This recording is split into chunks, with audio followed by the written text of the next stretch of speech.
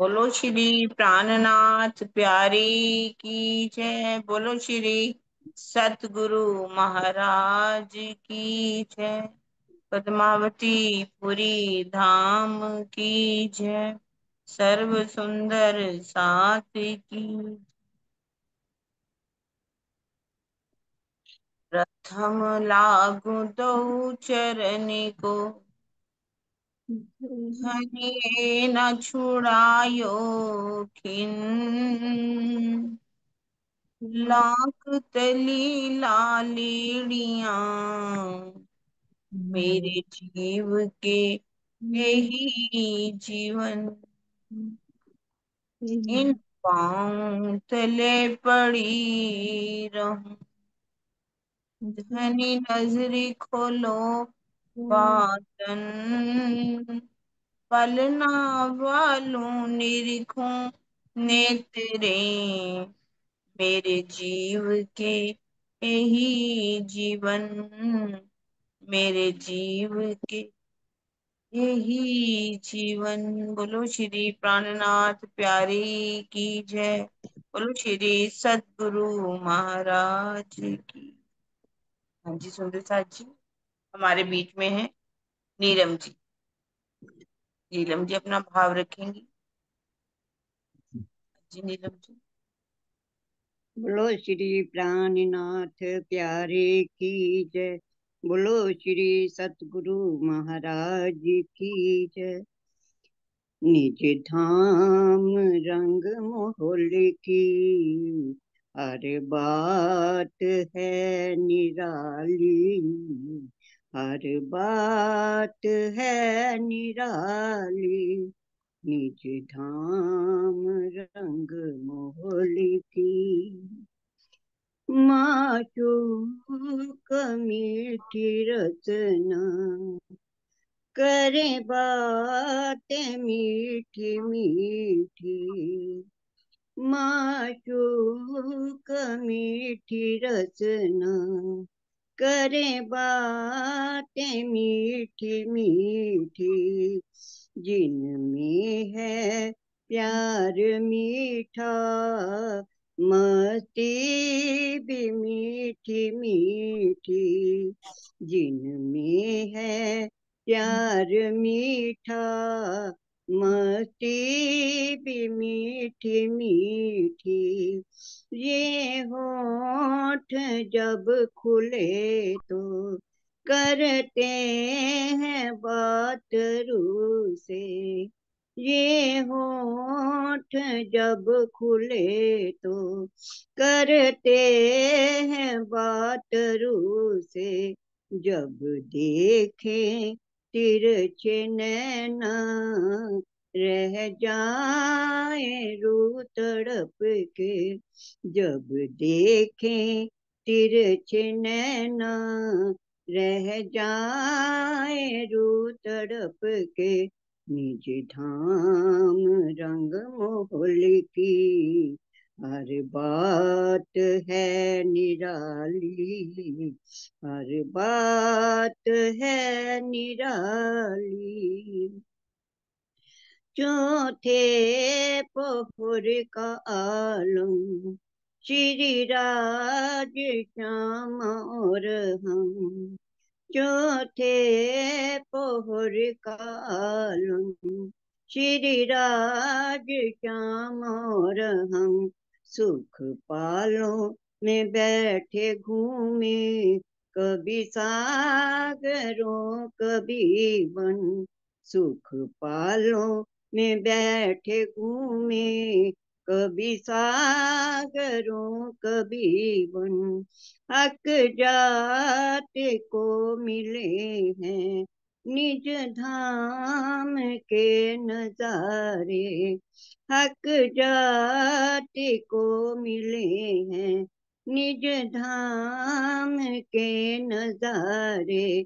इन लाडली रूहों की खातिर है सुख ये सारे।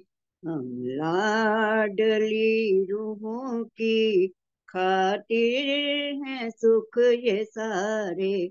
निज धाम रंग मोहल की हर बात है निराली, हर बात है निराली। जब दूर बैठी रूह को नजदीक हक बुलाते, जब दूर बैठी रूह को नजदीक हक बुलाते, अंग अंग में इश्क भर के कई लाड हैं लडाते, अंग अंग में इश्क भर के कई लाड हैं लटाते, कई भांत गुफ्तगू का बेशुमार सुख मिला है, कई भांत गुफ्तगू का बेशुमार सुख मिला है। कम ज्यादा है नहीं वो निस्बत का सिलसिला है, कम ज्यादा है नहीं वो निस्बत का सिलसिला है। निज धाम रंग मोहल की हर बात है निराली, हर बात है निराली। निज धाम रंग मोहल की। प्रणाम जी।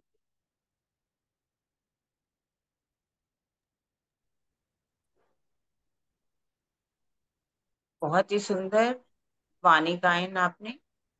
निज धाम रंग महल की हर बात है निराली।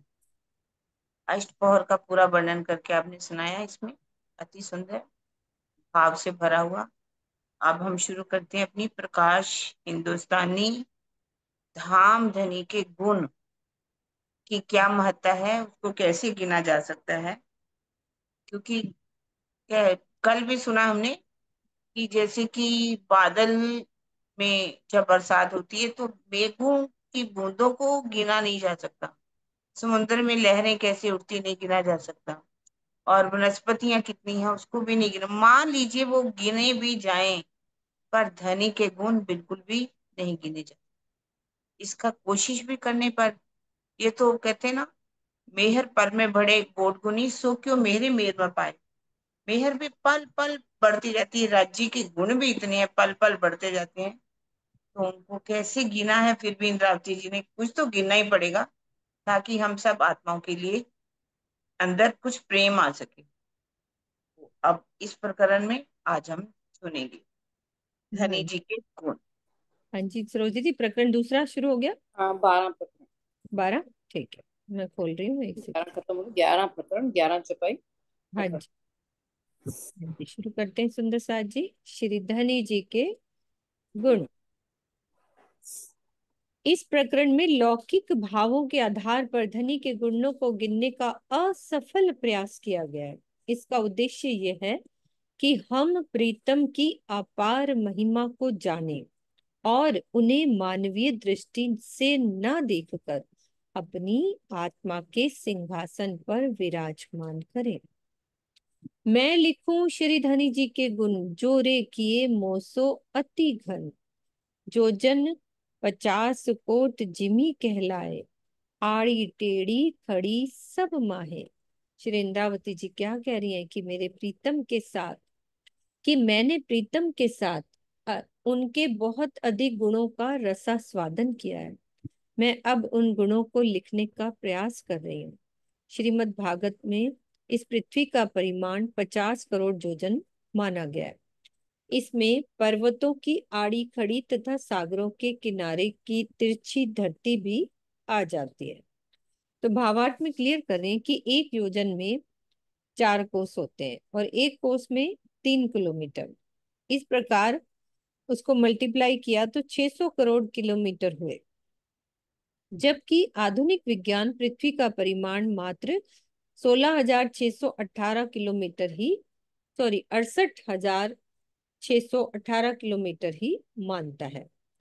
तो ये ध्यान देने योग्य तथ्य है कि पृथ्वी का परिमाण 600 करोड़ किलोमीटर मानना मात्र श्रीमद् भागवत के पुराण के अनुसार ही है। वैदिक मान्यता में इस प्रकार का कोई भी कथन नहीं है। पुराणों में सृष्टि विषयक सामग्री प्राय तथ्यों के विपरीत भ्रामक एवं मिथ्या है। श्रीमद् भागवत के अनुसार यह लोक श्रुति है कि पृथ्वी का परिमाप 50 करोड़ योजन है। यही कारण है कि इस चौपाई के तीसरे चरण में कैलाय शब्द का प्रयोग किया गया है। इसे श्री इंद्रावती जी या तारतम वाणी का कथन नहीं मानना चाहिए। पर्वतों के सामने दिखाई देने वाली चोटियों की दीवार को आड़ी तथा अगल बगल की दीवारों को खड़ी कहते हैं। सागर का किनारा कटा फटा होता है, इसलिए वहां की धरती को टेढ़ी कहा गया। 14 लोक बैकुंठ शून्य जोए, जिमी बराबर करूं सोए। मैं प्रगट बिछाए करूं एक ठोर, टेढ़ी टाल करूं सीधी दो। बैकुंठ सहित 14 लोक के इस ब्रह्मांड की संपूर्ण धरती को मैं समान रूप से समतल कर लूं, बराबर कर लूं। इन पर स्थित ऊंचे ऊंचे पर्वतों को भी प्रत्यक्ष रूप से बराबर करके बिछाकर एक समान समतल करूं। समुद्र के किनारे की टेढ़ी धरती को भी सीधा कर लूं, जिससे उस पर सरलता पूर्वक लिखा जा सके। इनमें शून्य को भी धरती के समान कागज मानकर सम्मिलित कर लो, यानी निराकार को भी धरती के समान कागज मानकर सम्मिलित कर। अब भावार्थ में कह रहे हैं कि यद्यपि निराकार मंडल अति सूक्ष्म है, उस पर कुछ भी लिखा जाना संभव नहीं है, किंतु धरती रूपी कागज के विस्तार के लिए ऐसा कहा गया है। वो तो एक एग्जाम्पल के रूप में उन्होंने कहा कि मैं इसको भी कर लूं, सारी जो भी है सबको बराबर कर। कागद धर्यो में याको नाम, हमें उनके नाम लिख दिए, इनके गुण लिखने मेरे धनी श्री धाम। 14 भवन की ल्यों वन राय, तिनकी कल में मेरे हाथ गड़ाए। तो इस धरती को मैंने कागज कहा। 14 लोगों के इस ब्रह्मांड में जितनी वनस्पतियां हैं, है ना, उनकी टहनियों को मैंने अपने हाथों से कलम के रूप में गढ़ा, जिससे मैं अपने प्राण प्रीतम के गुणों को लिख सकूं। गढ़ते सरफा करूं अति घन, जानो बड़ी छुई उतरी जिन। ए सरफा मैं फेर फेर करूं, अखंड धनी गुण हृदय धरूं। अब क्या करते हैं ना, जैसे पेंसिल की नोक बनाते हैं, वो कह रहे हैं कि लेखनी की नोक बनाते समय मैं इस संबंध में बहुत ही कंजूसी का व्यवहार करती हूँ, जिससे कहीं टहनी के छिलके का बड़ा भाग व्यर्थ में ना कट जाए। धीरे धीरे उसको छिलना। चाकू से लेखनी बनाते समय मैं इस बात का बारंबार ध्यान रख रही हूँ कि थोड़ी सी टहनी भी व्यर्थ ना हो, क्योंकि मुझे अपने प्राण जीवन के अखंड गुणों को अधिक से अधिक लिखना है। बारीक टांक मेरे हाथों होए, ऐसी करूं जैसी करे ना कोई। कोई तो कहती हूँ जो माया लागी तुम, बहुत तक कया जो पहले हम। मैं चाकू से लेखनी की नोक को इतना बारीक बनाऊं कि अन्य कोई भी वैसी ना बना सके। मैं आप सुंदर साथ के लिए कोई शब्द का प्रयोग इसीलिए कर रही हूँ क्योंकि आपके ऊपर माया का प्रभाव पड़ा हुआ है। इस माया के बारे में मैंने पहले अर्थात रास ग्रंथ में बहुत कुछ खाया लिखा है या कहा है। तो स्वलीला अद्वैत परम धाम के वायदत में मैं और तू का प्रश्न ही नहीं होता। उपरोक्त चौपाई में कोई और नहीं कर सकेगा कथन का भेद की रेखा खींच रहा है, मतलब भेद की रेखा जो ये दर्शा रहा है कि ये बात इस मायावी जगत में, यहाँ पे हम कह सकते हैं, परम धाम में नहीं कह सकते। तो ये भेद बताया जा रहा है। और क्या कह रही इंद्रावती जी कि तुमको माया लागी होए सत, तुम बिना और सबे असत। इन जुमी जिमी ऊपर के लेऊ सब जल, और लेऊ सात पाताल के तल। हे साथ जी, आपको माया का ये मोहक बंधन इस प्रकार लग रहा है जैसे ये सत्य और सुखदाई है, किंतु वास्तविकता तो ये है कि आपके बिना ये संपूर्ण मायावी जगत मिथ्या ही है। अपने प्राण धन अक्षरातीत के गुणों का वर्णन करने के लिए मैं इस पृथ्वी लोक के संपूर्ण जल को ग्रहण करती हूँ। इसके अतिरिक्त सात पाताल लोकों के जल को भी स्याही बनाने में प्रयुक्त करती हूँ। ये कह रहे पादस्य तले या देशे सा पाताल। अब वही बताएंगे नीचे क्या लोक का क्या मतलब है। अर्थात हिमालय आदि पर्वतों से नीचे के जो भाग समुद्र के किनारे स्थित हैं वो क्या कहलाते हैं? पाताल कहे जाते हैं। इस प्रकार सात सागरों के किनारे कौन कौन से सागर हैं? हिंद महासागर, प्रशांत महासागर, अंध महासागर, उत्तर महासागर, दक्षिण महासागर, अरब सागर और भूमध्य सागर। ये सात पाताल लोक कहे जाते हैं। जगत को मिथ्या कहने का आशय पारमार्थिक दृष्टि से ही है, व्यवहारिक दृष्टि से नहीं है। जल छे लोक के ल्यों लिखन हारी, एक बूंद न छोड़ू कहूं न्यारी। सब जल मिलाए ल्यों मेरे हाथ, गुण लिखने मेरे श्री प्राण। तो अपने प्राणेश अक्षरातीत के अनुपम गुणों का वर्णन करने के लिए इस पृथ्वी लोक से परे छह अन्य लोकों के भी संपूर्ण जल को मैं इस प्रकार ग्रहण करती हूँ कि उनमें से एक बूंद भी कहीं छूटने ना पाए। तो पृथ्वी से परे छह लोक कौन से हैं? भूवरलोक, स्वर्गलोक, महरलोक, जनलोक, तपलोक, सत्यलोक। किंतु वैदिक मान्यता में भूवरलोक किसको कहा है सुंदर साथ जी? आकाश लोक को। इसी में अन्य पांचों लोक स्थित है। वो कैसे? कि ये कम से लोक क्रम से सूक्ष्म होते गए। दूसरे शब्दों में हम ऐसा भी कह सकते हैं कि ये प्रकृति की एक दूसरे से सूक्ष्म अवस्थाओं के प्रतीक हैं। आनंद की मात्रा भी सूक्ष्मता के आधार पर क्रमशः बढ़ती जाती है। 14 लोकों की ये मान्यता व्यक्तिगत और सामूहिक दोनों आधार पर है। अरबों गैलेक्सियों वाली इस सृष्टि को समष्ट रूप में भी 14 लोकों में बांटा जा सकता है। इनके अंतर्गत भूवरलोक में जो भी प्राणधारी नक्षत्र स्थित हैं उन्हें पृथ्वी लोक के अंतर्गत माना जाएगा। पृथ्वी पर ही सागर के किनारे के भाग पाताल लोक कहे जाएंगे और शेष अन्य 6 लोक सुख प्राप्ति की अन्य अवस्था विशेष के 2 तक माने जाएंगे। इस अवस्था में सूक्ष्म प्रकृति के दृश्यों और सुखों का अनुभव होगा। अभी किरण दीदी समझाएंगी सुंदर सा जी। व्यष्ट रूप में सूर्य और 9 ग्रहों सहित इस सौर मंडल या इसमें वृद्ध भाग को 14 लोक के रूप में दर्शाया जा सकता है। बताओ दीदी ऊपर के लोकों का क्या मतलब है? उन्होंने कहा कि ये वाली बात कहानी कि जो भूवर लोक है वो अंतरिक्ष माना जाता है और इसी में 5 लोक स्थित हैं। वो कैसे? इसी के अंदर क्या कहने का भाव है इनका? मतलब इसी धरती के ऊपर ही 14 के 14 लोग हैं, है ना। पदस्य तले यो दिशे से पता है।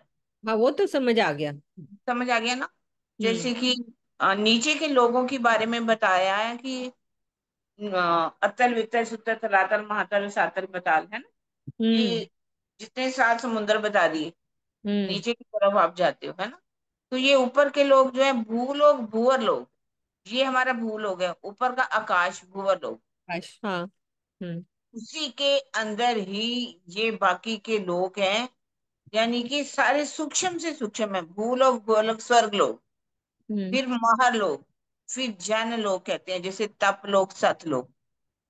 जितने भी लोग, चाहे ये स्वर्ग लोग हो, चाहे पितर लोग हो, या ज्ञानियों का जो लोग है, मतलब जितना जितना ज्ञान में बढ़ते जाते हैं, ये सूक्ष्म से सूक्ष्म है। ऐसा हम्म। नहीं कह सकते कि ये कोई अलग से स्थूल लोग तो है ही नहीं, ये सूक्ष्म है।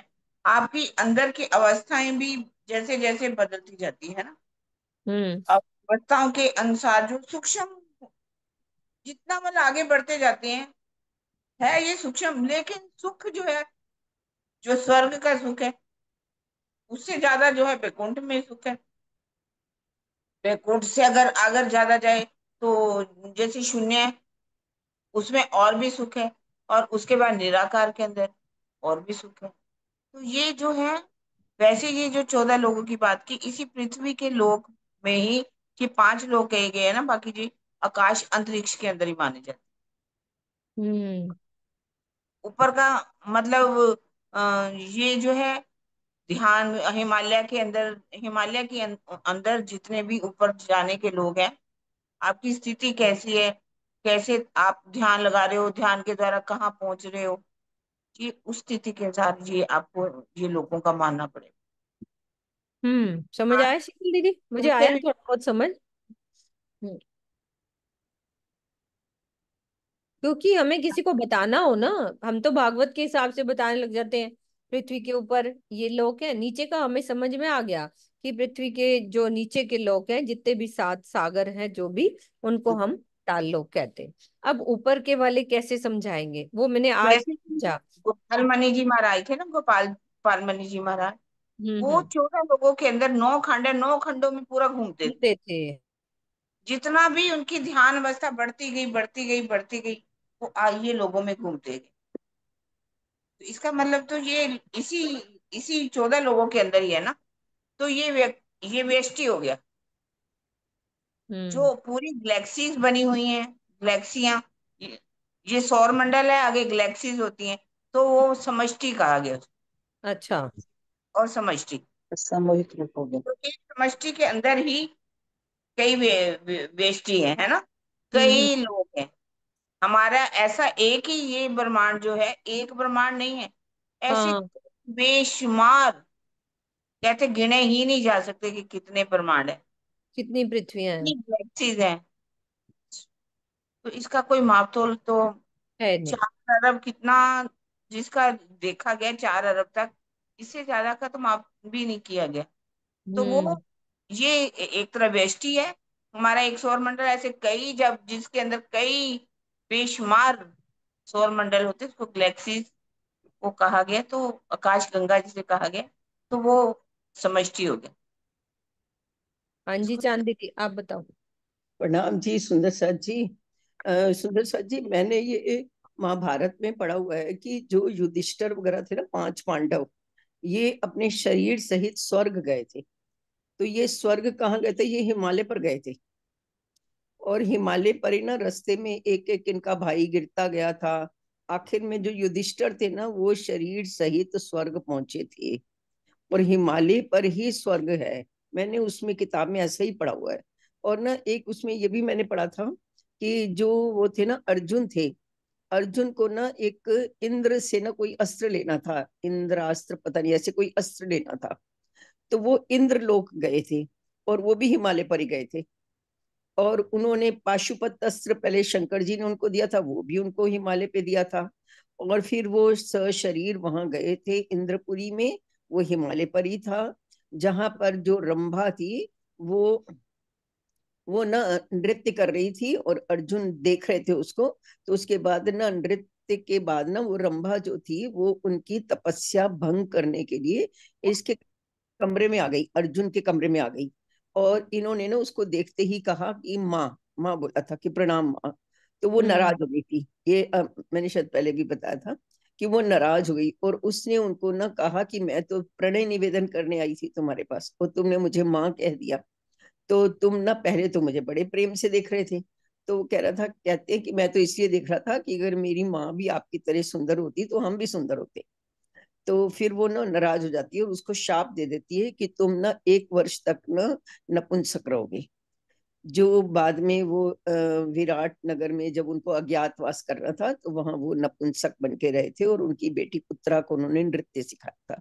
तो वो भी हिमालय पर गए थे। और एक और भी प्रसंग आता है, मैंने महाभारत में पढ़ा है, कि जो अलका नगरी थी, अलका नगरी जो है ना, वो उसमें कुबेर का राज्य है। कुबेर जो है ना, वो स्वर्ग के खजांची है। कुबेर का राज्य है वहां पर। और वहां पर ना वो 100 पत्तों वाले के 1000 पत्तों वाले ना एक पारिजात पुष्प होता है, फूल होता है, वो वहीं पर ही खिलते हैं। तो वो ना घूमते घूमते ये लोग, सब लोग, 5 पांडव और द्रौपदी जब अज्ञातवास में थे, तो ये उधर पहुंच गए, और वहां पर ना एक फूल जो था ना वो उड़ करके आ गया, और द्रौपदी ने उसको ले लिया। और फिर पता नहीं द्रौपदी से किसी और ने ले लिया, तो द्रौपदी ने इच्छा व्यक्त की कि मुझे और फूल चाहिए। तो भीम उस फूल को लेने के लिए ऊपर गए हिमालय पर, और वहां पर उन्होंने वो कमल का फूल जहां पर खिला हुआ था वो तालाब देख लिया, और वहां से उन्होंने खूब सारे फूल तोड़ दिए और द्रौपदी को दिए। तो बाद में वो जो कुबेर था ना वो नाराज हो गया उनसे कि क्यों मेरे फूल उससे तोड़े बिना इजाजत के। तो फिर उसको पता चल गया कि ये तो वो है भीम है, तो उन्होंने उन्हें और भी फूल दे दिए। तो ये सब ना हिमालय पर ही है, स्वर्ग भी, और इसकी इंद्रपुरी भी, और अलका नगरी भी, ये मैंने महाभारत में पढ़ा हुआ है। हम्म। और मेरे ख्याल स्वामी जी भी ऐसा बताते हैं, शायद कहीं पर मैंने उनकी सुनी हुई है कि हाँ उन्होंने जी, कहा यही बात कि सही बताते हैं, स्वर्ग के बारे हम्म में, स्वर्ग स्वर्ग का की। वर्णन, हम्म। स्वर्ग के हम्म बारे तो व्यष्टि रूप में सूर्य और 9 ग्रह सहित इस सौर मंडल या इससे वृद्ध भाग को 14 लोक के रूप में दर्शाया जा सकता है ना। इस तरह से आप क्या कह रहे हैं इंद्रावती जी, कि बाकी स्याही करूं मैं अति विगत, एक जरा न जाए समारूं इन जुगत, एक कागद कलम मस कर माहे बारीक आंख लिखूं चित दर। अब 14 लोकों के जल से बहुत सावधानी पूर्वक मैं इस प्रकार स्याही बनाऊं कि इसकी एक बूंद भी व्यर्थ ना हो। इस अवस्था में कागज लेखनी और स्याही को प्राप्त करके बहुत ही छोटे अक्षरों में अपने प्राण प्रीतम के गुणों को मैं एकाग्र चित्त से लिखना प्रारंभ करती हूँ। गुण जो किए पियो तुम इत आए, सो इन जुबां में कहे ना जाए, दे माफक मैं लिखूं परमान, एक पाँव लेवे लवे का काढ़ू निर्माण। मेरे प्राण वल्लभ, इस नश्वर संसार में आकर आपने हमारे ऊपर जो अपार प्रेम वर्षा की है उसका वर्णन इस जिह्वा से हो पाना संभव नहीं है। फिर भी कुछ उजागर करने के लिए इस शरीर के सामर्थ्य के अनुसार मैं कुछ लिखने का प्रयास कर रही हूँ। इस कार्य में मुझे एक अक्षर के चौथाई भाग का भी ध्यान रखना है कि वो कहीं अधिक बड़ा ना हो, जिससे अधिक स्थान न घिर जाए। कितना इसका बातूनी भेद समझो ना। तो कि कितना मतलब कि लिखने यानी कि इन गुणों को अपने अंदर समाने के, राज्य के गुणों के लिए कितना कुछ मन में उनकी उमंग है उनको याद करने की। अब लिखती हूँ साथ देखियो उजास, मैं गजे माफक करूं प्रकाश, मैं बहुत सकोड़ आंक लिखते ए, जिन जानो मींडे हुए बड़े। हे साथ जी, अब मैं अपने प्रीतम के गुणों का वर्णन अपनी बुद्धि के अनुसार करती हूँ। आप उसका चिंतन मनन अवश्य कीजिए। मैं अक्षरों को बहुत पास पास लिखती हूँ और इस बात का ध्यान रखती हूँ कि कोई भी शून्य आकार में बड़ा ना होने पाए। प्रथम एकड़ा करूं एक चित्त, लगता मीढा धरूं भिलत, मेरे हाथ अक्षर कुसादे न होए, मैं डरूं जानू मिले न दोए। सर्वप्रथम मैं एकाग्र चित्त होकर एक अंक लिखती हूँ, उसके पश्चात उससे लगता हुआ 0 यानी शून्य लिखती हूँ। लिखते समय मैं इस बात का ध्यान रखती हूँ कि मेरे हाथ से लिखे हुए इन अक्षरों का विस्तार अधिक न हो पाए। मैं इस बात से भी डरती हूँ कि कहीं पास पास के दो अक्षर एक साथ मिल ना जाए, अन्यथा ये पता ही नहीं चल पाएगा कि क्या लिख गया है और उतनी जगह निरर्थक ही हो जाएगी। यूं करते ए 10 जो भय, मीठा धर के 100 कहे, भी एक धर के गिनूं हजार, धनी गुण दया को नहीं पार। अब क्या एक के आगे 0 रखने से धनी के गुणों की संख्या 10 हो गई, और अगला शून्य रखने से 100 संख्या मानी गई, और इसके आगे 0 रखने से संख्या 1000 मानने लगती हो। किंतु वास्तविकता ये है कि उनके गुणों और दया की तो कोई सीमा ही नहीं है। भी लगता मीठा धरूं एक, जीव से गिनूं 10,000 विसे, भी एक धर के लाख गिनाए, भी धरूं जो 10 लाख हो जाए। इसके आगे फिर एक शून्य रखती हूँ अपने जीव की बुद्धि से, तो धनी के गुण 10,000 की संख्या में गिनती हैं। इसके पश्चात एक और शून्य रखती हूँ तो 1 लाख की गणना करती हूँ, और एक और शून्य बढ़ाकर 10 लाख की संख्या मान लेती हूँ। कोट होवे मीढ़ा धर इत्ते सातवां, 10 कोट करूं मीढ़ा धर के आठवां, नवमा धर के करूं अबज, गुण गिनती जाऊं करती कबज। सातवां लिखने से धनी के गुणों की संख्या 1 करोड़ हो जाती है, और जैसे ही मैं आठवां शून्य रखती हूँ तो धनी के गुण 10 करोड़ की संख्या में हो जाते हैं, और नवमा शून्य रखती हूँ तो धनी के गुणों की संख्या 1 अरब हो जाती है। इस प्रकार धनी के गुणों का चिंतन करते हुए उनकी गणना करती जाती हूँ। तो इस चौपाई के चौथे चरण में कथित अधिकार में लेने का आशय उन गुणों का चिंतन करने एवं आत्मसात करने से है जहाँ धाम धनी को वश में करने का प्रसंग नहीं। नहीं।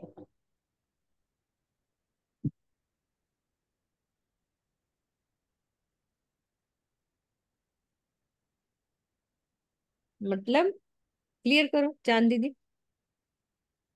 ये कहते हैं, मैं उन गुणों का चिंतन करके उन गुणों को आत्मसात कर रही हूँ कि राज्य में ये गुण है, राज्य में ये गुण है। राज्य मैं राज्य को अपने वश में नहीं करना चाहती।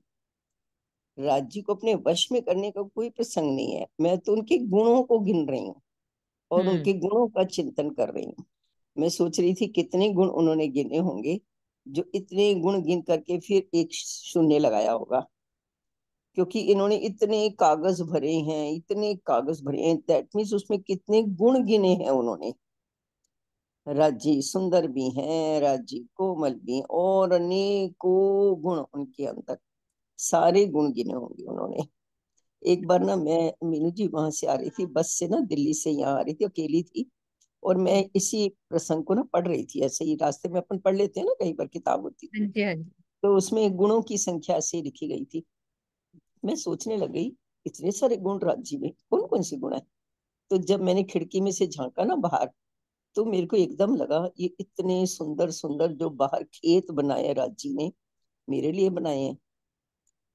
ये जितने पेड़, जितने खेत, जितने ये स्टेशन, जितनी बहुत भी है। चीजें राज्य ने बनाई हैं, फिर तो लिखते जाओ, कितने भी शून्य लगा दो तब भी ये कम पड़ेंगे शून्य। सच में राज्य में तो कितने गुण हैं। हम्म। गुणों को गिनने लगो तो हम गिनते ही चले जाएं, मुंह ही थक जाए हमारा, हाथ थक जाए, हमारी उम्र निकल जाए, लेकिन राज्य के गुण ना खत्म हो। खत्म नहीं होंगे।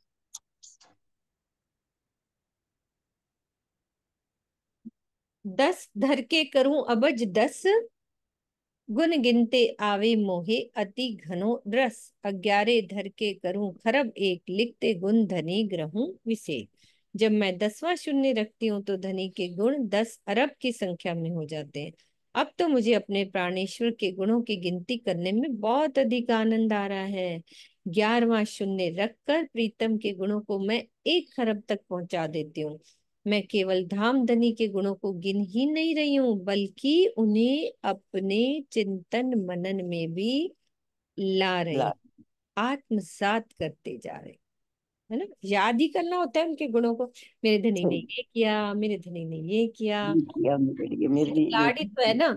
अब हम लोग करते हैं ना, चांद दीदी आप ऐसे हो, आप ये करते हो, अब ये तो चिंतन ही तो होता है ना, ये सब चीजें। चिंता नहीं होता। तो 12 और धर के 10 करूं खरब, पहले यूं गिन के किन कहे ना कब, तारतम कहे और कौन गिने गुण, हुआ ना कोई होसी हम बिन।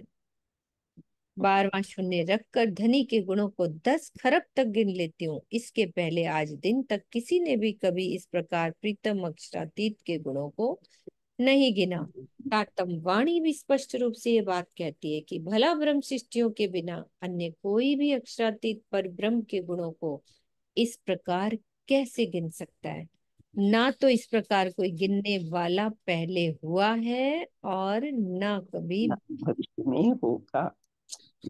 और पता है मीनू जी, ये जो गिनती है ना, ये अभी आप आगे पढ़ोगे, ऐसी संख्या आपने कभी नहीं सुनी होगी। बिल्कुल, मैं तो कह रही हूँ ये कभी वाणी नहीं में ही सुनी सिखाई होगी है, इतनी इसने। काउंटिंग जो आई है ये वाणी में ही अच्छी, सिखाई है। वाणी में ही आई है। हम और लोगों ने कहीं ना नहीं है। इसका प्रोजेक्ट बनाया था एक बार ना, मतलब हम लोग को ऐसे प्रोजेक्ट बनाना होता, तो प्रोजेक्ट मैंने एक बच्ची से बनवाया, तो हम्म। वाणी खोल करके इसमें से लिए कि इसको फिर अरब बोलते हैं, फिर खरब बोलते हैं, फिर नील बोलते हैं, फिर पदम बोलते हैं, फिर पति बोलते हैं। इतने सारी शून्य शून्य लगवा के जो लिखवाया, इतने मतलब जो भी देखने के लिए आता था वहीं रुक जाता था, और ये कहाँ से ले लिया आपने इतनी गिनती? ये हमारी वाणी में है, देखो।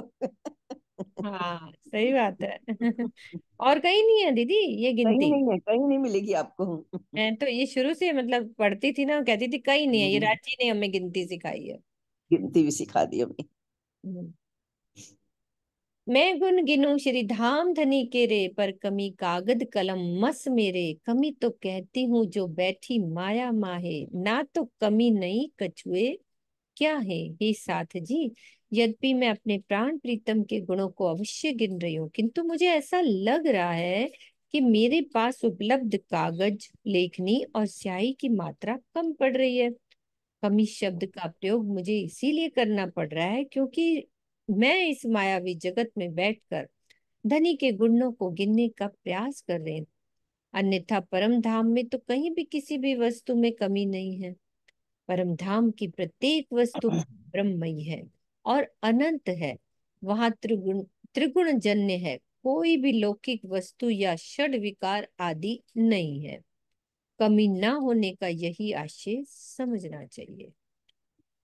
वाकई त्रिगुण जन्य कोई भी लौकिक वस्तु या षड विकार आदि। अनिल जी सब कह रहे हैं सीए के पास भी इतनी गिनती सीए नहीं को होगी। कितनी गिनती नहीं है। क्या कह रही है?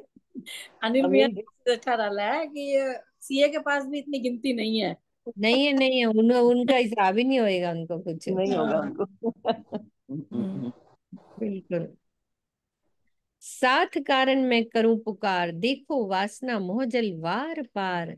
तेरे धर के गिनो गुण नील, घने समावे गुण हृदय असील। सुंदर साथ की आत्मा को जागृत करने के लिए ये मैं बात पुकार पुकार कर रही हूँ कि आप सभी अपनी आत्मिक दृष्टि को इस मोह सागर से परे परम धाम में केंद्रित कीजिए। है ना? अब मैं मतलब कि उनके अलावा कुछ है ही नहीं, वहीं पे अपना ध्यान केंद्रित करो। अब मैं 13वां शून्य रखकर धनी के गुण की गिनती एक नील तक पहुंचा देती हूँ। इस प्रकार धनी के अधिक गुण मेरे वास्तविक हृदय में स्थित हो जाते हैं। तो जीव भाव से परे होकर यहाँ आत्मिक भाव में धनी के गुणों को गिना जा रहा है। यानी यहाँ से पूरे हो गए, अब अपनी दृष्टि परम धाम में ले गई, अब आत्मिक दृष्टि से गुणों को गिना जा रहा है। इसीलिए हृदय के लिए वास्तविक शब्द का प्रयोग किया गया है। हृदय के अति माधुर्य भावों में ही वो गणना होती है।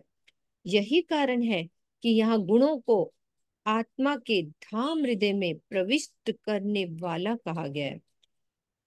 वस्तुतः आत्मा उस परात्म की प्रतिबिंब स्वरूप है जो अक्षरातीत का अंग है। ऐसी अवस्था में श्री राजी के गुण सखियों में विद्यमान क्यों नहीं कहे जाएंगे? है ना? कहे जाएंगे। पर आत्म का हृदय ही आत्मा के रूप में इस मायावी नींद की लीला को देख रहा है। स्वलीला अद्वैत परम धाम में होने से वह स्वयं नींद में नहीं है, बल्कि उसकी दृष्टि है। आत्मा का दिल जीव के ऊपर विद्यमान होकर मायावी लीला को देख रहा है, जबकि जीव का दिल उस लीला के भोग में डूबा हुआ है। इस प्रकार हम क्या संक्षेप में कह सकते हैं कि जीव का हृदय अपनी इंद्रियों के माध्यम से भोगासक्त है और आत्मा का हृदय दृष्टा रूप में है, और परात्मा का हृदय दृष्टा के अनुभव को आत्मसात करने वाला है। इस संबंध में तारतम वाणी श्रृंगार के ये कथन बहुत ही महत्वपूर्ण है कि मोमिन असल तन अरस में, उन दिल बीच ए दिल, कहने को ए दिल है, अरस दिल है, अरस दिल असल। दिल ये है कहने को, लेकिन असल क्या है? ये अर्श दिल, ये वाला अर्श दिल हुआ है। यद्यपि श्री मुखवाणी का प्रत्येक शब्द अक्षरातीत के आवेश द्वारा कहा गया है, किंतु इसके अवतरण की प्रस्तुति में जीव के तन एवं बुद्धि का भी उपयोग किया गया है। तो यही कारण है कि प्रकाश हिंदुस्तानी के 12वें प्रकरण में स्पष्ट रूप से कहा है, देह माफक मैं लिखूं परमार, तथा मैं गजे माफक करूं प्रकाश। यानी परात्म तथा उसकी निज बुद्धि की शक्ति जो अनंत है, किंतु इस नश्वर तन के द्वारा श्रीमुख वाणी को शब्दों के माध्यम से व्यक्त नहीं किया जा सकता। उसकी तो बुद्धि अनंत है, लेकिन इस तन के द्वारा श्रीमुख वाणी को शब्दों के माध्यम से व्यक्त किया जाता है। तो प्रकृति की मर्यादाएं सामने आ ही अपने जाती आज है ना, आ ही जाती है। बिल्कुल तो बिल्कुल, इस, तभी वो कहते हैं ना, ये हाँ, लाइन है ना, अपन शब्दों में आए शब्दातीत जो शब्दातीत। कहलाए, हम्म, वो तो शब्दातीत है, पर उनको शब्दों में हम इस तन के हिसाब से ही तो ला सकते हैं ना, तो इसकी तो मर्यादा है। ज्यादा ये है। इतना कुछ आप नहीं क्या कह लिख सकता। देंगे, ज्यादा से ज्यादा क्या कहेंगे, अति क्या सुंदर। कहेंगे हम? लेकिन शब्द ही नहीं है ना, उसको शब्द ही क्या नहीं बोलेंगे, उस है। अनंत के लिए क्या शब्द बोलेंगे। एक तो एक जगह ना स्वामी जी ही बोलते हैं कि हम्म, पता नहीं, कबीर दासी का मैंने सुना, कहते जो आंखें देखती है ना वो हाँ, बोल नहीं सकती, वही। और जो बोल सकता है वो देख नहीं सकता। इसे हम्म मैं उसका वर्णन नहीं कर सकता वो कैसा है। हम्म। तो इस अवस्था में जीव अपने मूल भावों को छोड़कर जहां आत्म भाव का अनुसरण करता है, वही आत्मा जो माया की नींद के प्रभाव से जीव भाव में विचरण कर रही होती है, अपने मूल आत्म भाव में परात्म का आश्रय लेकर स्थित हो जाती है ना। धनी के गुणों की गिनती के समय तीनों दिलों, तीन दिल कौन से हो गए, परात्म का दिल, आत्म का दिल, आत्मा का और दिल, जी। जीव का दिल। तीनों का ऊपर बताया भी है ना। का दिल बता हम्म, दिया हम्म, उन्होंने, हम्म। एकदम क्लियर कर दिया। तो तीनों के हम्म, दिल की भूमिका कार्य कर रही होती है जब हम धनी के गुणों को गिनते हैं। तो इस मायावी जगत में धनी के गुणों को जब परात्म का दिल आत्मा के दिल के माध्यम से आत्मसात करता है, कि उन्होंने बताया ना, जो आत्मा का दिल है वो आत्मसात करता है, तो इसे ही असल दिल तक पहुंचना कहते हैं, जो इस चौपाई के चौथे चरण में दर्शाया गया है। घने समावे गुण हृदय असील। बहुत गहरी बात है ये वाली। गहरी बात है। हम्म। तीन दिल बोल दिए ना इन्होंने, एक आत्मा का जीव दिल, है, आत्मा का दिल, एक आत्मा आत्मा का का दिल दिल और एक परात्मा और का दिल। आत्मा का दिल आत्मसात करता है ना। हम्म। हम्म, भावना बताएंगी, भावना आओ। प्रणाम जी दीदी। दीदी एक बार ये चौपाई दोबारा ले लो। हाँ जी, लेते हैं। बहुत सुंदर बात कही। बहुत गहरी बात कही है उन्होंने। तीनों दिल का। कारण मैं करूं पुकार, देखो वासना मोहजल वार पार, तेरे धर के गिनू गुण नील, घने समावे गुण हृदय असील। मेन इसको समझाया गया है। मेन लास्ट ही लाइन है। समावे गुण हृदय हृदय असी। असील। क्या कह रहे हैं कि धीरे धीरे और पढ़ लेते हैं कि सुंदर साथ की आत्माओं को जागृत करने के लिए मैं बात पुकार पुकार कर रही हूँ कि आप सभी अपनी आत्मिक दृष्टि को इस मोह सागर से परे परम धाम में केंद्रित कीजिए। देखो वासना मोहजल वार पार। ठीक है। फिर उन्होंने बोला कि 13वां जो गुण है, शून्य रखकर धनी के गुणों की गिनती कहाँ तक पहुंच गई, एक नील तक पहुंच गई। इस प्रकार धनी के इतने अधिक गुण मेरे वास्तविक हृदय में स्थित हो जाते। अब उसको और क्लियर कर रहे हैं कि जीव भाव से परे होकर, जब हमारा ये आत्मा जीव भाव से परे होकर आत्मिक भावों में धनी के गुणों को गिना जा रहा है, इसीलिए हृदय के लिए वास्तविक शब्द का प्रयोग किया गया है। असल आया ना, ये असल। असील आया ना, असील गुण सील हृदय का असील। मतलब ही असल है। हम्म, ये हृदय के लिए असल शब्द का प्रयोग किया गया है। हृदय के अति माधुर्य भावों में ही गणना हो सकती है, ऐसे तो हो नहीं सकती। जब हम्म, अंदर आत्मसात हमारे अंदर धनी के गुण अंदर उतर जाते हैं, तभी मैं उसे हृदय से राज्य के गुणों का बखान कर सकती हूँ, है ना। यही कारण है कि यहाँ गुणों को आत्मा के धाम हृदय में प्रविष्ट वाला कहा गया है, कि अंदर ही समा गए हमारे अंदर धनी के गुण। फिर क्या समझा रहे हैं? वस्तुतः आत्मा उस परात्म की प्रतिबिंब स्वरूप है जो अक्षरातीत का अंग है। तो ऐसी अवस्था में अंगी यानी श्री राजी के गुण सखियों में विद्यमान क्यों नहीं कहे जाएंगे? मतलब अरस परस हो गया कि सखियों में भी उतने ही गुण हैं जो राज्य में है। देखो ये वाला चरण है ना, गुण हृदय असल की, ये तो भावार्थ में बता रहे हैं ना कि उनके गुण सखियों में भी वैसे ही होंगे जैसे राज्य में है। अंगी संगी वाला हिसाब हो गया ना, बिल्कुल। है ना।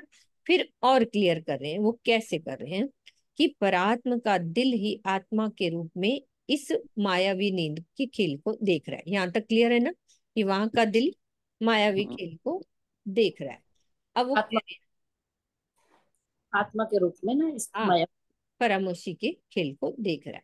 स्वलीला अद्वैत परम धाम में होने से, है ना, परात्मा स्वयं नींद में तो होती नहीं है, वो नींद में थोड़ी ना है, उनकी तो दृष्टि है परात्म की, उसकी दृष्टि यहाँ पड़ी है आत्मा के ऊपर।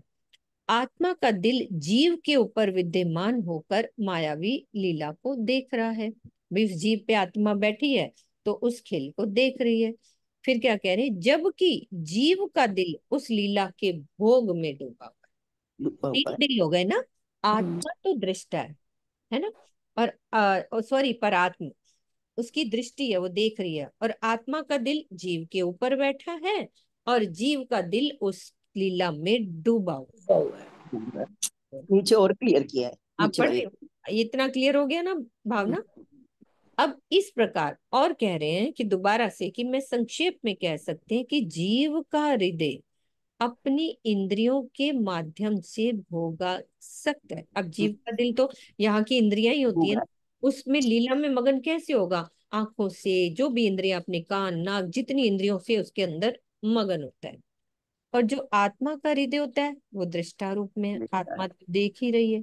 और परात का हृदय दृष्टा के अनुभव को आत्मसात करने वाला है, यानी वो अंदर उसके आत्मसात हो रहा है कि मेरी आत्मा ये कर रही है, उतर रहा है उसके अंदर। तो इस तारतम वाणी में ये श्रृंगार के कथन बहुत महत्वपूर्ण है कि मोमिन असल तन अर्श में, यानी हमारी परात्म वहां बैठी है, उन दिल बीच ए दिल, उनके दिल में, मतलब आत्मा यहाँ पे जो बैठी है ना, आत्मा का दिल उनके दिल में है। कहने को ये दिल कहने को ये जीव का दिल कहा जा रहा है, इस जीव के ऊपर ही तो बैठी है अरस दिल असल। लेकिन जो असल है ना, वो अरस दिल है, पर आत्मा में। परात्मा। कहने को तो ये दिल है तो मक्का मतलब ये हुआ, कहने को तो ये आत्मा का दिल है, पर जी, ये है परतम का दिल। पर आत्मा हाँ का। भाई ये यहाँ पे है जीव का दिल आत्मा नहीं का। आएगा। हाँ, नहीं नहीं, कहने को, हाँ ए जी। दिल है, ए दिल का भी ये वाला आत्म का दिल हो गया। आत्म का दिल होगा ये। हाँ, कहने को ए दिल है अरस दिल असल, कि असल जो कि दोनों एक ही है ना, आत्म हम्म, पर आत्म, तो दोनों का दिल एक ही हो गया। बहुत गहरी बात कही है। बहुत गहरी बात, जिनको शब्दों में लाना बहुत मुश्किल है। हम मुश्किल है, शब्दों में नहीं ला सकते इसको, हम नहीं समझा सकते। नहीं हम समझा। नहीं समझा वो जो सकते, स्वामी जी ने कैसे समझाया देखो। समझा स्वामी दिया। जी इतना डूबे हाँ, हैं तो समझाया है ना। उन्होंने तीन दिन उन्होंने बता दिए। आत्मसात किया है, हाँ, इस चुपई को डूबे हैं, हाँ, तब जाके इस चौपाई का अर्थ हुआ है। तब हाँ, तब जाके जाके सही।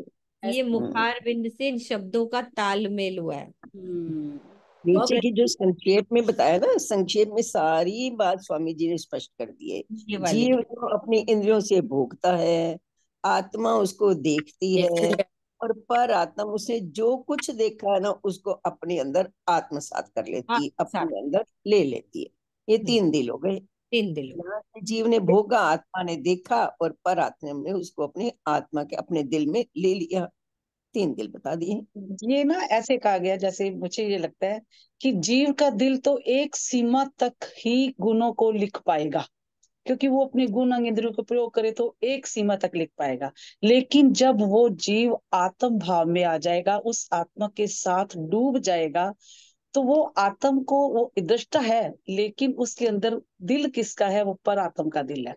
तो जो पर आत्म के गुण जो परात्म को उस राज्य के गुणों का पता है ना, वो गुण तब जीव के दिल में आकर वो गुण लिखे जा रहे हैं शब्दों में। हाँ, बात ठीक है आपकी। हाँ बिल्कुल। बिल्कुल। तो श्री मुखवाणी का प्रत्येक शब्द अक्षरातीत के आवेश द्वारा आवेश कहा, द्वारा कहा। किंतु इसके अवतरण की प्रस्तुति में जीव के तन और बुद्धि का भी उपयोग किया जाता है। तो यही उन्होंने लिख दिया, देह माफक मैं लिखूं परमार, तथा मैं गजे माफक करूं प्रकाश। परात्म तथा उसकी निज बुद्धि की शक्ति तो अनंत है ना। मैं क्या कर सकती हूँ, किंतु नश्वर तन के द्वारा श्री मुखवाणी के शब्दों के माध्यम से व्यक्त किया जाता है ना, तो गजे माफक करूंगी ना। ऐसे तो अनंत है, पर गजे माफक उसका प्रकाश करूंगी ना। प्रकृति की मर्यादाएं तो सामने आ ही जाती है ना। इस अवस्था में जीव अपने मूल भावों को छोड़कर जहाँ आत्म भाव का अनुसरण करता है, वही आत्मा जो माया के नींद के प्रभाव से जीव भाव में विचरण कर रही होती है, अपने मूल आत्म भाव में परात्म का आश्रय लेकर स्थित हो। तो धनी के गुणों की गिनती के समय तीनों दिल आत्म, परात्म और जीव की भूमिका कार्य कर रही है। इस मायावी जगत में धनी के गुणों को जब परात्म का दिल आत्मा के दिल के माध्यम से आत्मसात करता है, तो इसे असल दिल तक पहुंचना कहते हैं।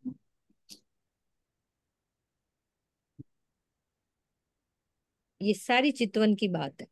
चितवन की बात। चितवन की बात है।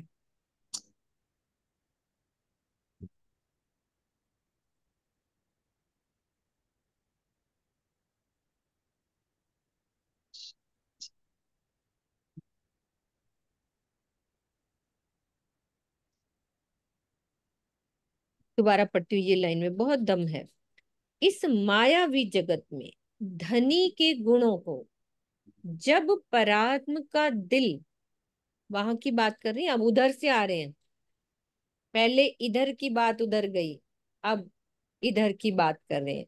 परात्म का दिल आत्मा के दिल के माध्यम से आत्मसात करता है, क्योंकि आत्मसात कौन करता है? परात्म का दिल।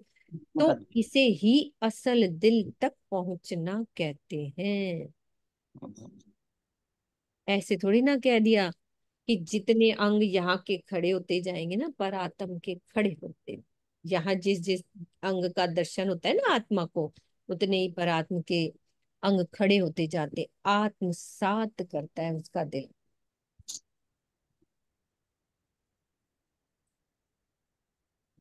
घने समावे गुण हृदय असील का मतलब असल। तब सोचो कि वहां तक बात पहुंच गई है।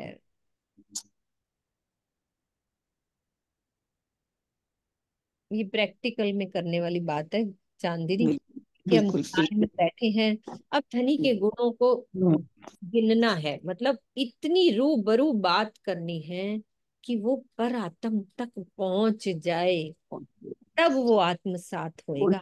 नाम मात्र को पहुंचेगी, बहुत नाम मात्र को। हाँ। क्योंकि जीव की अपनी सीमाएं हैं, जीव तो उसको भोगेगा, आत्मा उसको देखेगी। अब सीमाएं संकुचित होती जाएंगी। जीव ने थोड़ा सा लिया, आत्मा ने उसको देखा, पर आत्मा ने उसको आत्मसात किया। तो इससे वो कहते हैं ना, प्रकृति की मर्यादाएं है ना।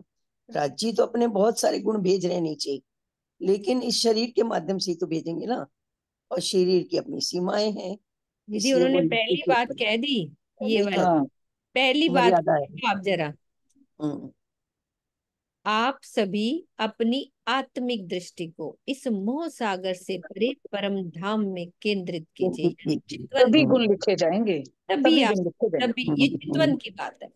तभी गुण याद आएंगे, तभी गुण लिखे भी जाएंगे। ऐसे तो गुण लिखे ही नहीं जा सकते, क्योंकि एक सीमा में हम कुछ शब्दों का प्रयोग कर लेंगे। अब जब देखो, एक नील तक गुणों को लिखना आसान है क्या? एक नील कितनी बड़ी संख्या बताई है उन्होंने। इतने गुण लिखो, एक लिखो, दो लिखो, तीन लिखो, चार लिखो, पांच लिखो, नील भर लिखने, इतने गुणों को लिखना है। तो उसके लिए हमें ऊपर से आना चाहिए, मतलब ऊपर से हमें इतनी इतनी शक्ति मिले यानी हमारे वो धनी हिंदू ही लिखवा सकते हैं, कहने का मतलब है। लिखवा सकते बस, हैं, और बस धनी बस तब बस। लिखवा सकते हैं जब हम अपनी आत्म पर आत्म में मिला हाँ, देंगे, मिला वही दे। फिर चलिए ऊपर तो से अपने पहले तो हम गुणों को समझे, गुण का मतलब क्या है। मतलब क्या प्यार है। की बातें हैं हाँ, मेरे और धनी के बीच की, है ना। और उसको लिखना, यदि आप किसी से प्यार कर रहे हो चितवन में, तो वो गुण लिखे जा रहे हैं, तो ये तो धनी ही करवा रहे हैं ना दोनों आपस में। वो कह रहे हैं ना, अपनी सुरता वहां से वहां लेके जाओ, तब ये पॉसिबल है, तब ये सब कुछ होगा। तो ये इंद्रावती जी ने किया ना। अब ये गुणों ने ऐसे लिख के हमें गिनती बता दी, तो इन्होंने साक्षात गुण गिने होंगे कि मेरे धनी ऐसे हैं, मेरे धनी में ये गुण। तो उसमें वो गिनती लगाती गई होंगी, ये वाला गुण गिन लिया मैंने तो 1 0 लगा ली, अब ये गुण गिन लिया तो एक और बढ़ गया, ये लग गया तो एक। 10 10 का जोड़ा बनाती थी तो 1 0 लगाती जाती थी। 10 गुण गिने, पहले फिर 10, फिर 100, तो फिर 1000। फिर हाँ, 1000, फिर 10,000, फिर लाख, पता नहीं तो क्या बोलो कुछ। कितना आगे ही हुआ देखना, होगा। अभी देखना कितना आगे बढ़ेंगे, हाँ जी, बहुत हाँ आगे जी। बढ़ेंगे अभी तो। हमारी तो ऐसे, सोच से भी परे हो जाते हैं जैसे। हाँ जी मम्मी, बोलो, क्या बहन जी कुछ कह रही? अनम्यूट करो। तो एक ही बात ये देख रही हूँ कि धनी के गुण इतने हैं कि वो शाही सारी समाप्त होती जा रही है, बार बार लिखते जा रही है, कलम लिखती जा रही है। और इतने गुण कि एक एक गुण के ऊपर ही शाही खत्म होती जा रही है। बताओ अब क्या करोगे? गुणों की है महिमा, गुणों की महिमा है ना। इतनी शाही लग रही है, इतने कल में घिस गई है छेक छेक के।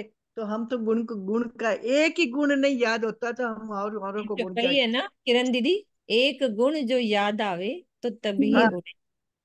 अरे प्रणाम वाह। जी। एक गुण जो याद आवे तो सारे गुण सारे याद आ जाएंगे, नहीं देख लो। नहीं, तो तभी मतलब हमें तो याद ही नहीं आते, नहीं तो हमारा हाँ, मोह छूट जाए, है ना, हमारा सब कुछ हमें छूट तो जाए यदि हम हमें तो याद ही याद। नहीं होते हैं, इतने गुण हैं।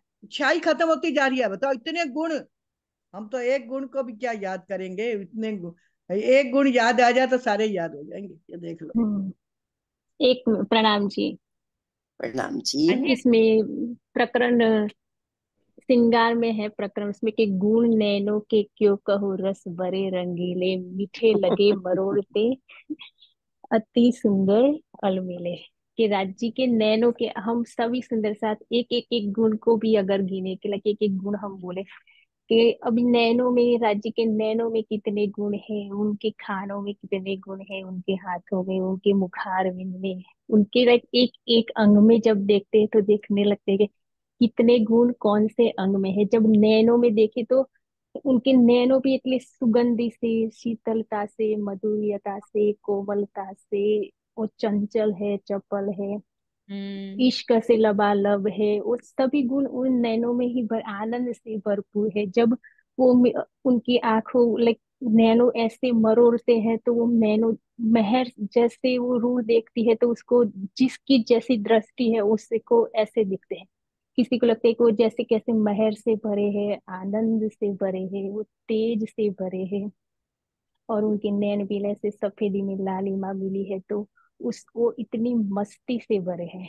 तो वो सब एक एक एक गुण है कि राज्य वो जो जब हमारी आत्मिक दृष्टि खुल जाती है तभी ही वो एक एक एक एक गुण हमको याद। दिखने लगता है, या हम गिनने लगते हैं, हमारी आत्मा के अंदर वो उतरने लगते हैं कि कैसे उनकी लाइक कैसे उनका प्रेम है, कैसे प्रेम से भरे हैं उनके नयन, कैसे शीतलता से भरे हैं, कैसे करुणता से भरे हैं। तो वो सब हमारी आत्मिक जब आत्मा का रस जैसे जैसे हमारे दिल के अंदर बढ़ने लगता है ना, तभी वो एक एक गुण हमको दिखाई देने लगते बिल्कुल। हैं। बहुत आनंद आ गया, मेरा मन कर रहा था सब सुंदर साथ बोले, एक एक बोले कि मेरे धनी के गुण, है ना। अब सब बोले, कुछ तो कुछ प्रणाम बोलेंगे जी। ना, कोई जैसे जैसे जिसको फीलिंग आएगी एक एक करेंगे तो बोलेंगे ना। चलो बोलो, चांद दीदी आप बोलो, एक एक गुण सबको मैं खोलती जाऊंगी। कैसे है मेरे धनी, कैसे हैं वो। मैंने तो मैंने बताया ना आपको, सॉरी, मैं तो बस में आ रही थी तो मैं रास्ते भर देखती आ रही थी, राजी आपने इतनी सारी चीजें बनाई दुनिया में, इतना सुंदर ब्रह्मांड बनाया, मेरे लिए बनाया। उनके गुण गिनने लगूं तो इतने सारे हैं, गिनती आज जाऊं। आपने बोला मेरे लिए ये ब्रह्मांड बनाया। अच्छा वीना ब्रह्मांड दीदी, बनाया उन्होंने। आप बोलो, आपके लिए क्या गुण याद आ रहा है आपको धनी का? सब बोलो। धनी के नैनों की चंचलता याद आ रही है, और धनी की बाग में जो कलगी है वो याद आ रही है। कैसे वो नीचे शरारत में नीचे आती है और धनी की आंखों से इश्क लेके फिर ऊपर चली जाती है। हाँ जी सीमा दीदी, और क्या गुण है आपके वाले राज्य में? मेरो मेरो भरे हैं, मेर के सागर हैं। मेहर से भरे हैं। अनिल भैया, आपके राज्य कैसे हैं? कोई गुण गिने ही नहीं जाएंगे दीदी, मैं तो नहीं गिन एक तो पाऊंगा। बोल दो। वो तो अनंत तो बहुत ही है, बस अनंत है ही। उनको तो बस देखे ही करे, बस और कुछ नहीं। उनका शुक्राना जितना मनाए उतना कम। उतना अनिल का भैया आप बोल दिए गुण कहते कहूँ मेरे धनी के। नहीं, सब एक एक बोलेंगे, अब वो वाली बात नहीं बिल्कुल दीदी। बोलेंगे कि बहुत है। एक अगर गुण बोलेंगे। अगर मैं जीव भाव से बोलूं तो मैं ये धनी का शुक्राना करती हूँ कि उन्होंने मुझे ये तन दिया और अपनी निस्बत दी और अपनी पहचान करवाई। ये सबसे बड़ा धनी का गुण है कि मुझे अपने से मिलाने का प्रयत्न वो कर रहे हैं, और बिल्कुल। हम भी, हमारा प्रयत्न भी ये जो जारी है। आपका गुण है ना शीतल दीदी, वो सभी का होएगा, है ना, हाँ एक का थोड़ी हाँ ना, बस लेकिन गुणगान करने हैं ना हमने। हाँ ज्योति दीदी बिल्कुल। आप बोलो। प्रणाम जी, प्रणाम जी, यही बोला हमारे दिल में भी आ रहा था। सबसे बड़ी तो धनी हमें मेहर ये किए है कि हम माया में भूले थे तो तारतम ज्ञान लाए, हमें होश दिलाए। तुम इस दुनिया की नहीं हो, तुम मेरी हो।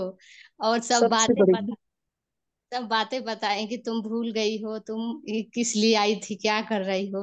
तो सबसे बड़ी मेहर तो धनी हमारे ऊपर यही की है कि तारतम ज्ञान लेके हमें अपनी पहचान करवाई, और हमारी भी पहचान करवा रहे हैं वाणी के द्वारा। तो हम बिल्कुल। अपने जीव से आत्म देह मतलब हुआ नहीं है, लेकिन धनी की कदमों तले अब धीरे धीरे चरण तो अब शुरू कर दिए हैं रखने के लिए। तो धनी के चरणों में तो हाँ जी यही। वृंदा दीदी। हाँ जी। चुर प्रणाम, सब सुंदर साथ को कोटि कोटि प्रेम प्रणाम। मुझे तो ऐसा लगता है कि राज्य ने मेरे लिए बहुत बड़े बड़े गुण किए हैं, क्योंकि मैं तो जीरो में थी, कुछ नहीं आता था। इतना 50-60 वर्ष तारतम लिया, कुछ भी नहीं आता था मुझे। तारतम ज्ञान की वो है ना कि शब्द भूल ही जाती हूँ कि तब भी मुझे कुछ नहीं याद था। लेकिन आप लोगों के सानिध्य में अ, मुझे इतना अनुभव हुआ कि वो मैं वर्णन करने नहीं सकती हूँ। मेरे लिए तो राज्य ने यही अपार गुण दिए है कि आप और लोग के सानिध्य में मैं आ गई। किरण माता देखो जी और राजी आप ने, और सोनिया दीदी, इस सब मेरे लिए यही है सबसे बड़ा राज्य का गुण। राजी ने मोमिनों की कितनी वो गाई है महिमा, हम मिलकर राज्य की महिमा नहीं गा सकते? आज सब कैमरा खोल लो, एक एक गुण तो बोलना ही पड़ेगा, है ना मोमिनों का राज्य साथ की। मिला, सुंदर साथ का साथ मिला, इनका ये हाँ है इन्होंने कि बोल सुंदर हाँ, दिया। साथ। यही अब है, फिर बाकी मेरे क्या लिए है? यही है। शांत, बाकी एक एक करके सब बोलते जाओ। हाँ जी, अब मैंने सरोज दीदी को खोला था। सरोज दीदी। हाँ जी, प्रणाम जी। मैं तो, मेरे दिल में तो यही बात आ रही थी, जैसे वो शीतल दीदी ने बोला है। मेरे को सबसे ज्यादा ये लगता है कि स्वस्थ शरीर हमें दिया है। स्वस्थ शरीर हमें दिया है, तो आज हम बैठ के वाणी सुन रहे हैं, ये कितना बड़ा गुण है। आज किरण दीदी से बात हो रही थी, हम ऑक्सीजन सांस लेते हैं, और जरा सा किसी की तकलीफ होती है ना, ऑक्सीजन लेने जाते हैं तब पता लगता है, और हम ऐसे ही वेस्ट करते हैं कितने। ये धनी का गुण ही तो है, हमारे को इतना दिया हुआ है, लेकिन हम उसको यूज नहीं कर रहे हैं, उसको यूज नहीं कर रहे हैं। जब किसी की तकलीफ करेंगे। होती है ना, किसी को आती है, तब पता लगता है। ये बिल्कुल। धनी के गुण ही है, तो हमें हम्म। स्वस्थ शरीर दिया हुआ है इतना अच्छा, हम इससे सब कुछ कर सकते हैं, सब कुछ धनी को पा सकते हैं। हम्म। लेकिन राज्य का जब होगा मैं तब देखेंगे राज्य कराएंगे को। राजी कराएंगे। भावना दीदी। प्रणाम जी दीदी, प्रणाम सुंदर साथ जी। धनी की जुबान इतनी मीठी है, जैसे कहते हैं मीठी जुबान मीठा हठ मीठी रू प्यार, मीठी रू पावे अरस तो जो मीठा करे विचार। जैसे धनी के गुण है मीठा होने के, और हम भी हैं, यदि ऐसे ही मीठे हो जाएं और मीठी वाणी बोले और सबसे प्यार करें, तो धनी के अंगों की तरह, जैसे अभी एक चौपाई में आया कि रूह के अंग और धनी के अंगों में कोई भिन्नता नहीं रहेगी। तो तभी हम यदि इतने मीठे हो जाएंगे तो हमारे अंगों में भी कोई भिन्नता नहीं रहेगी, और हम चित उन्हीं के माध्यम से धनी को यहीं पा सकेंगे जो हम सब पाना चाहते बिल्कुल। झरना, आप शब्दों में मुखार बिंद से बोलो ना अपने। आ जाओ। पूनम बोलो, आपका खुला है। हाँ, हैं। प्रणाम जी। राजी प्रणाम। महाराज, एक सुनो। हाँ राजी जी। महाराज इश्क के सागर हैं। वो सबको कहते हैं इश्क करो, प्यार करो एक दूसरे के साथ। ये उनका गुण था एक बहुत बड़ा। बिल्कुल। प्रणाम जी। प्रणाम जी। हम्म। मैं तो कह रही हूँ दीदी, राज्य की इतनी अपार मेहर, मतलब उनके गुणों का तो बखान हम नहीं कर सकते। लेकिन मतलब इस संसार में रहते हुए जहाँ सारे लोग कैसे अपने मतलब विकारों में, दुखों में, सुख में भी दुखी होके फंसे पड़े हैं, राज्य ने हमें इस संसार में ला के अपना ज्ञान दिया, अपना प्रेम बताया, और हमें न्यारा कर दिया यहीं रहते रहते परम धाम में, जैसे एक साइड में रखा हुआ है। ये कितना बड़ा मतलब हमारे ऊपर ये धनी ने मेहर करी है। ये उनके गुण है कि मतलब हम रह यहाँ रहे हैं, लेकिन हम यहाँ के हैं भी नहीं और यहाँ के रहे भी नहीं। और हम सबको आपस में जो मिलाया है ना, सुंदर साथ को, अब ऐसे लगता है कि हम अकेले भी नहीं है। और हम ना मतलब एक विशालता आ गई हृदय में, प्रेम की विशालता, और सब इतने करीब हो गए, सबका प्रेम मिलता है। ये भी गुण है राज्य का, जो हम सुंदर साथ को इस ब्रह्मांड में जो मतलब द्वैत वाला है, और हमें एक दिली करके दिखा रहे हैं, एक दूसरे पे कुर्बान हो रहे हैं। अब लगता है कि हम मतलब हम अकेले नहीं है। जब हम पहले, हमें पूरी पहचान भी नहीं हुई थी ना वाणी की, चाहे सुंदर साथ हमें बताते भी थे, लेकिन हमें कभी कभी अकेलापन लगता था, बात समझ में नहीं आती थी अखंड की कोई। अब सुंदर साथ के सानिध्य से ना हमें ये समझ आने लगा कि हम एक हैं, और वो प्रेम झलकने लगा। वो हम मतलब हमारी पात्रता बनी कि हम उसको ग्रहण कर पा रहे हैं यहाँ पे रह के, और इन विकारों वाले वजूदों में रह के निर्विकार करते जा रहे हैं राजी। जब हमारी सोच इतनी अच्छी होती जा रही है ना, तो अभी रोगों का भी पता नहीं चल रहा। कुछ तकलीफ भी आती है तो वो भूल जाते हैं हम। ऐसे लगता है नहीं, हमें पहले अपना ये करना है, मतलब हमारा जो लक्ष्य है वो अपने सुंदर साथ हैं, या हम जूम अटेंड कर रहे हैं, हम योगा कर रहे हैं, बस सुई जो है वो हमारे हिसाब से चल रही है, ऐसे लग रहा है। ये राज्य हाँ, की मेहर है कि यहाँ रख के हमें बहुत सबके बड़ी साथ मेहर। जोड़ के। हाँ जी। एक दिन झरना, प्रणाम जी। झरना तुम लिख रही थे ना, अपने मुख से बोलो। बोलो ना, हाँ। ओके। शॉप पे हूँ ना, एक्चुअली शोर बहुत हो रहा कोई है बात यहाँ। नहीं, कोई बात नहीं, मैंने पढ़ लिया आपके, आपकी मजबूरी है। किरण दीदी, किरण खुराना दीदी। प्रणाम जी, सब सुंदर साथ जी। सब लोगों ने धनी के गुण बताए। धनी के गुणों की तो गिनती नहीं है। धनी की मेहर मुझ पर तो इतनी है कि मैं जो जूम मीटिंग से जुड़ी हुई हूँ, ये इतनी बड़ी मेहर है कि हमको घर बैठे बैठे सब कुछ मिल रहा है। बाकी तो अनंत मेहर है, उनकी अनंत गुण है, उसकी कोई गिनती नहीं है। आप हम्म। सब लोगों से जुड़ी हुई, इतना कुछ मिल रहा है घर बैठे बैठे ही। बहुत बहुत शुक्राना राज्य का। शुक्राना। एक लाइन सुनाती हूँ मैं। कितनी मैं खुश नसीब हूँ, मुझे साथ मिल गया। कितनी मैं खुश नसीब हूँ, मुझे साथ मिल गया। निस्बत से होती है ऐसी मुलाकातें कभी कभी, मिलती है जिंदगी में ये रातें। राजी महाराज की यही खुश नसीबी है कि हम आपस में मिल लिए और राजी की बातें करते हैं। किरण दीदी की ही बात का ये भाव है कि हमें सुंदर साथ मिल गया, है ना, यही मेल है। सुषमा दीदी बोलेंगी, फिर वीना दीदी बोलेंगी। कोई बात नहीं, 5 मिनट धनी के गुणगान ही तो हो रहे हैं। हाँ जी, सुषमा दीदी। प्रणाम जी, सब साथ को प्रणाम जी। उनकी मेहरत खैर अपार है ही, सबने यही बोला। लेकिन उनकी जो हमको परम धाम की सारी नियामतें जो हमें यहाँ बैठे बैठे मिल गई हैं, जो मिल रही हैं, उसका तो कोई शुक्र, कोई गिनती है ही नहीं, शुक्र है ही नहीं कोई। इतने अपार गुण और इतनी नियामतें उन्होंने दी है तारपन रानी में। हर चीज मिली है, इश्क, निस्बत, प्रेम, सुगंधी, उनकी नैनों की जो, मैं वो भी देख रही थी, जो अपनी तिरछी नैनों से जो सामी सैन नैन से इशारे करते हैं तो पीछे बैठी रूह को अपनी धनी बुलाते हैं। तो किसी भी रूह को वो छोड़ते नहीं है, चाहे आगे बैठी हो चाहे पीछे छोड़ती हो। हम तो पीछे वाले हैं फिर भी हमको वो बुला रहे नहीं नहीं, पीछा कोई भी नहीं है दीदी, यहाँ सब आ गए हैं। हाँ हैं। जी, हमका सैमसंग। तो बहुत, बिल्कुल बहुत ही मेहर उनकी, तो सही बात। हाँ जी, ये तो सैमसंग और फिर वीणा दीदी, फिर चौपाई दोहराएंगे। हाँ जी, सैमसंग के नाम से है कोई? खोलो कैमरा। हाँ जी, आ जाओ अमिता बहन, आ जाओ। हाँ, मैं ज्यादा तो नहीं बोलूंगी दीदी, बस खाली यही कहना है कि वो मेहर मुझ पर भई, बिल्कुल। भई एक ही दिल में शक, मैं जानी मौज महबूब की वह देत आप माफक। धनी ने हमें अपने प्यार के लिए चुना, हम पे इतनी बड़ी मेहर की, इतने सारे सबका साथ मिला, हमें इतनी पहचान दी। बस यही कहना है कि धनी ने हमें चुना, अपना प्यार लुटाया, अपना विरह दिया, अपना सब कुछ दिया, इसके लिए शुक्राना शुक्राना शुक्राना, और कुछ नहीं। पल पल शुक्राना। पल पल शुक्राना, बस। पल शुक्राना। वीणा, बुलाओगे आप? वीणा दीदी बोलो। हाँ, एक मिनट। मैं ये कह रही थी कि राजी ने घर बैठे सदगुरु भेज दिए, जबकि हमें कोई ज्ञान नहीं था, कुछ नहीं था।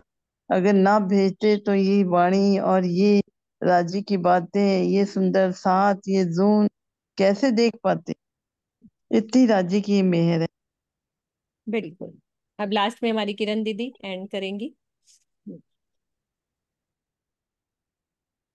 मुझे कुछ कह दो, मैं जा रही हूँ, 5:30 हो गए। राज्य के गुण तो शब्दातीत है, गिन ही नहीं सकते। और राज्य के गुणों की वजह से ही आज हमें हमारी मूल निस्बत की पहचान हुई। हम दुनिया के थे, दुनिया के बन के बैठे हुए थे। राज्य ने कहा नहीं भाई, तुम दुनिया वालों के लिए नहीं हो, तुम मेरी हो। जो हम अपने रिश्तेदारों को सब मान रहे थे, आज राज्य से हमारी मूल निस्बत हो गई। राज्य यहाँ बैठ करके हमें सभी सागरों का सुख दे रहे हैं। सबसे बड़ी बात, जो सुख हम परम धाम में भी नहीं ले पा रहे थे, वो सुख हमें राज्य यहाँ दे रहे हैं। एक जब देखत भर कशिश, मुतलक डारत मार। आगे है मूल तन मिटत विकार, सब अंगों छेदत मूल तन मिटत विकार। हमारे अंदर जो माया के खेल की चाहना थी ना, परम धाम के अंदर, पारात्म के अंदर, वो भी खत्म हो गई। राज्य का गुण सबसे बड़ा तो यही है कि अब हमारे को दिल ही नहीं है कि हम माया को देखें, माया के पीछे पीछे भागे।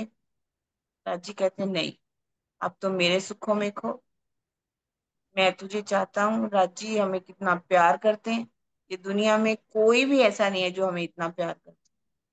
सिर्फ राज्य प्यार करते हैं, ये पहचान राज्य ने हमें करा दी। हमारी मूल निस्बत की पहचान करा दी, हमें हकीकत की पहचान करा दी, हमें मार्फत की पहचान करा दी, हमारे इश्क की पहचान करा दी, वाहिदत की पहचान करा दी। जहाँ बैठ करके वो बातनी भेद खोल करके बिता दिए, जो हमें परम धाम में भी नहीं थे। ये सबसे बड़ी मेहर मुझे। आपके ऊपर तो बहुत सारी मेहर हुई है, सभी के ऊपर हुई है। सबके ऊपर है, अनिता सबके दीदी रह गई है हमारी, कल बोलेंगी। बाकी और सुंदर साथ की भी इच्छा हो तो वो भी कल बोल सकते हैं। चौपाई दोहराते हैं। साथ कारण में करूं पुकार, देखो वासना मोह जलवार पार। तेरा धर के गिनो गुण नील, घने समावे गुण हृदय असील। घने समावे गुण हृदय असील। बोलो श्री प्राणनाथ प्यारे की जय, सदगुरु महाराज की जय। है तमाशा, हम जो कुछ बोल रहे हैं ना, एक मिनट, आप बोलो। शब्द तो शोर है, तमाशा है। मतलब हम जो कुछ बोल रहे हैं ये शोर है, केवल तमाशा है। भाव के सिंधु में बताशा है। हमारे जो भाव है ना, भाव रूपी जो हमारा सागर समुद्र है, उसके अंदर एक बताशे के समान है। बताशा घुल जाता है ना, सागर में डाल दो फट से घुल जाएगा। बताशे के समान है। भाव के सिंधु में बताशा है। मर्म की बात होठ से क्या कहूं, जो मेरे दिल में है उसको होठों से कैसे कहूं। मेरा मौन ही भावना की भाषा है, जो मेरा मौन है वही मेरी भावना की भाषा है।